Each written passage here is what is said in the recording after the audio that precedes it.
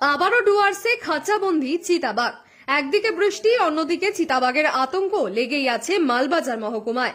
আবার খাঁচাবন্দি হলো চিতাবাঘ। ঘটনাটি ঘটেছে বৃহস্পতিবার গভীর রাতে মালবাজার মহকুমার মেটেলি চা বাগানের 22 নম্বর সেকশনে। রাতেই চা বাগানের শ্রমিকেরা চিতাবাঘের গর্জন শুনতে পায়। এরপর কয়েকজন শ্রমিক চা বাগানে গিয়ে দেখে 22 নম্বর সেকশনে চা বাগানে খাঁচার মধ্যে আটকে রয়েছে একটি চিতাবাঘ। তড়িঘড়ি চা বাগান কর্তৃপক্ষের মাধ্যমে বন দপ্তরকে খবর দেওয়া হয়। গভীর রাতে খাঁচাবন্দি চিতাবাঘকে নিয়ে যায় বন দপ্তর। জানা গিয়েছে চিতাবাঘটিকে শারীরিক পরীক্ষার পর জঙ্গলে ছাড়া হয়। উল্লেখ্য, গত কয়েকদিন যাবৎ মেটেলি চা বাগানে চিতাবাঘের উপদ্রব বেড়ে যাওয়ায় চা বাগানের অনুরোধে খাঁচা পাতে বন দপ্তর। আর গতকাল রাতে খাঁচাবন্দি হয় চিতাবাঘ। চিতাবাঘ খাঁচাবন্দি হওয়ায় কিছুটা স্বস্তি ফিরেছে চা শ্রমিকদের মধ্যে।